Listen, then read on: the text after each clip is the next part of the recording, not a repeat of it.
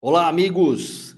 Canal Vista Pátria no ar, começando esta semana, que será uma semana curta em função do feriado de 2 de novembro, na quinta-feira. E olha só, o destaque de hoje é a Procuradoria-Geral da República quer tirar Alexandre de Moraes como assistente de acusação no caso da agressão a ele e à família dele no aeroporto de Roma, a suposta agressão que teria acontecido em julho deste ano. A agressão, na verdade, não foi contra a família de Alexandre de Moraes, está sendo contra o inquérito e as competências do Ministério Público. Tem mais, hein? Um ex-senador da República está sendo caçado pela Polícia Civil. A acusação, assassinato, são os destaques de hoje para você que acompanha o canal Vista Pátria. Eu sou o Bernardi, substituindo o Alan Frutuoso, que já está liberto, não está mais na cadeia, mas continua preso a uma tornozeleira eletrônica, além de não poder participar de nenhuma atividade nas redes sociais e ter entregue os seus passaportes e toda segunda-feira ter que se apresentar à justiça. Alan Frutuoso também não pode estar fora de casa no período noturno e nos finais de semana. Ou seja, Alan Frutuoso está em casa, em prisão domiciliar, e não pode estar aqui com você, trazendo as informações que sempre trouxe no canal Vista Pátria. Por isso eu peço que você curta, se inscreva, comente e compartilhe o canal Vista Pátria. E aqui está o nosso Pix, para você nos ajudar na manutenção deste canal 100% com jornalismo independente. E os valores arrecadados nesse momento são importantíssimos, justamente na defesa do Alan Frutuoso, porque a gente tire o mais rápido possível essas restrições ao jornalista Alan Frutuoso. Democracia brasileira, democracia venezuelana, é isso que a gente está vivendo no Brasil. Vamos ao principal destaque desta segunda-feira. Lembra daquele caso de Roma, no aeroporto de Roma, em que o Alexandre de Moraes diz ter sofrido agressão, xingamentos por uma família brasileira? Ele e a família de Alexandre de Moraes, que participavam de um congresso jurídico pago por uma empresa brasileira, uma faculdade brasileira. Pois é, agora a Procuradoria-Geral da República, a procuradora Eliseta Ramos, que é procuradora-geral interina, ficou no lugar de Augusto Aras, recorreu para que se tire Alexandre de Moraes, que foi nomeado na semana passada por Dias Toffoli como assistente de acusação no inquérito sobre ele próprio. Exatamente. Alexandre de Moraes pediu e levou. Dias Toffoli colocou ele, Alexandre de Moraes, como assistente de acusação nesse inquérito. A propósito, a Procuradora-Geral da República disse que a decisão de permitir Moraes fosse parte da acusação, além de vítima, foi tomada por Toffoli e desrespeita o processo, a legalidade e a própria democracia. Segundo ela, no recurso, a PGR argumenta que a decisão de Toffoli, que concedeu a Moraes esse privilégio, aspas, privilégio incompatível com o princípio republicano da igualdade, da legalidade e da própria democracia. A PGR alega que essa decisão vai contra o Código de Processo Penal e a própria decisão do STF. A procuradora-geral interina, Eliseta Ramos, e a vice-procuradora-geral, Ana Borges Santos, estão assinando essa manifestação da PGR. Segundo um assistente de acusação, só pode atuar numa ação penal quando a denúncia já foi aceita e o investigado se tornou réu. Nesse caso, a família Mantovani, nenhum deles não se tornou réu ainda, nenhum é réu, e a denúncia ainda não foi aceita, está apenas na fase de inquisição, de inquérito.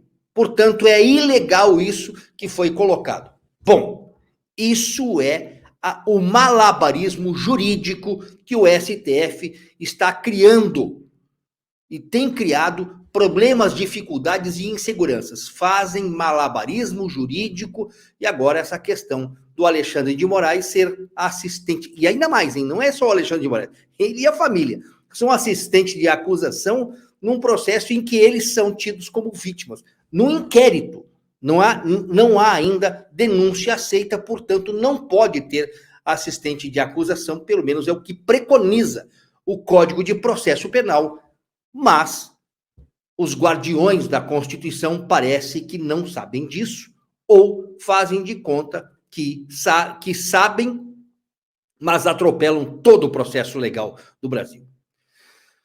A Polícia Civil de Roraima está caçando o ex-senador do Solidariedade, Telmário Mota, por suspeita de assassinato. Telmário Mota foi senador entre 2015 e 2023.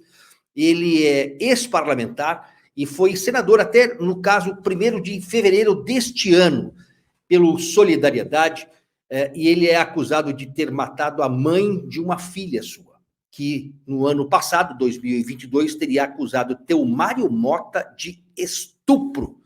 A Polícia Civil tenta prender desde a madrugada Telmário Mota em vários endereços em Roraima e também com a ajuda da Polícia Civil do Distrito Federal em Brasília. A acusação foi de assassinato de Antônia, sua ex-companheira, deixa eu pegar o nome dela, Antônia Araújo de Souza, de 52 anos. Ela foi assassinada no último dia 29 de setembro, no momento do disparo. Ela estava saindo de casa por volta das 6h30 da manhã, em Boa Vista, para ir trabalhar na capital do estado. E um homem perguntou o nome dessa mulher, ela falou o nome, e ele, ao ouvir o nome dela, teria teoricamente confirmado e acabou disparando um tiro mortal na cabeça. A ação é coordenada pelo Departamento de Homicídios e Proteção à Pessoa e acontece no âmbito da Operação Caçada Real.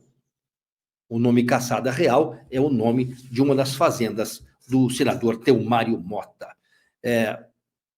Ele está aí sendo acusado de estupro e agora de assassinato. Portanto, essa esposa, ex-mulher dele, a mãe da filha, teria acusado ele no ano passado de estupro. É uma mulher de 52 anos. Impressionante, né? Me parece que sai das páginas da política para as páginas da polícia. São muito parecidos, inclusive, os termos, né? A Marinha está em crise e pode desativar até 40% da frota naval em 4 anos. É possível isso? Pois é. Comandante da Marinha alerta. A força está em crise e a corte e o corte de verbas ameaça a segurança da costa brasileira. A Marinha precisa, sim, de muitos investimentos e rápidos investimentos. Ela tem, por exemplo, dos 79 milhões de reais que devem ser usados para recompor a capacidade de munição dos armamentos da Marinha, menos de 10%, 6 milhões e 800 mil foram alocados neste ano de 2023. Ela só recebeu ainda 57% do combustível mínimo para manter as embarcações se deslocando e fazendo a guarda costeira no Brasil.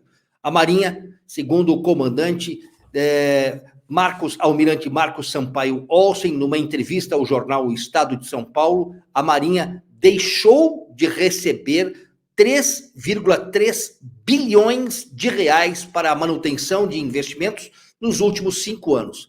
E agora coleciona 43 embarcações no fim da sua vida útil.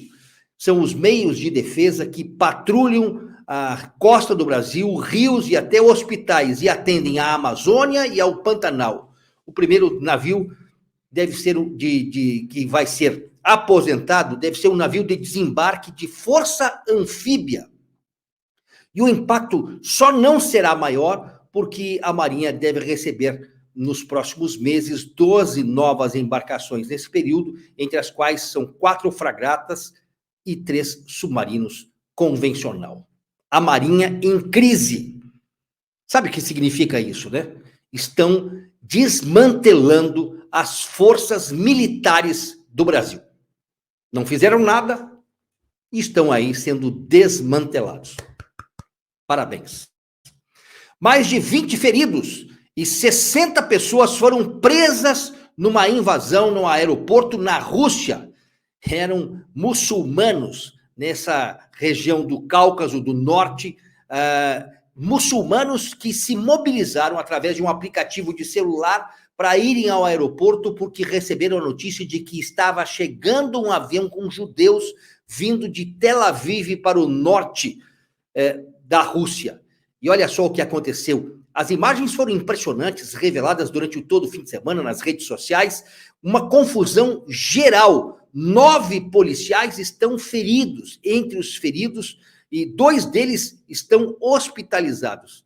Muitas pessoas participaram dos atos no aeroporto no Daguestão, no norte da Rússia.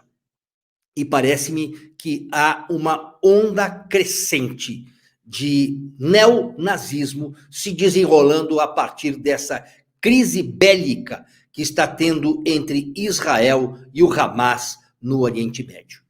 O mundo está em alerta. E no Brasil, os neonazistas estão se mostrando.